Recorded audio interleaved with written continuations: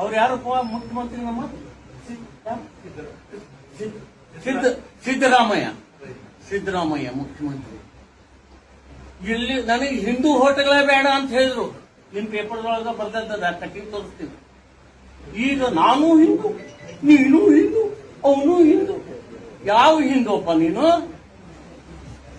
ನನ್ನ ಜನ್ಮ ಇದ್ರ ನಾನು ಮುಸಲ್ಮಾನರಲ್ಲಿ ಹುಟ್ಟಿನಿ ಅಂತ ಅಂದವರು ಈಗ ನಾನು ಹಿಂದೂ ಅಂತ ಹೇಳ್ತೀರಾ? ಎದರ ಸಲುವಾಗಿ? ಹಿಂದೂಗಳು ಹೋಟ ಸಲುವಾಗಿ.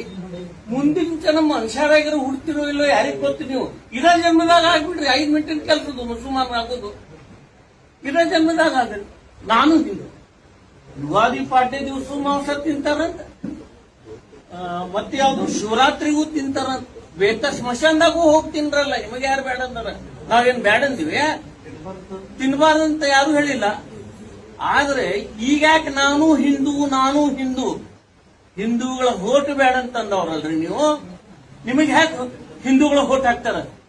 ನೀವು ಔರಂಗಜೇಬ ಮತ್ತು ಬಾಬರನ ವಂಶಸ್ಥರು, ಶಿವಾಜಿಯ ವಂಶಸ್ಥರು ಅಲ್ಲ. ನೀವು ಟಿಪ್ಪು ಸುಲ್ತಾನನ ವಂಶಸ್ಥರದಿರಿ. ನೀವು ಈಗ ಹಿಂದೂಗಳು ಆಗಿದ್ರೆ ಹಿಂದೂ ಅಂತ ಜನ ಒಪ್ಪಂಗಿಲ್ಲ.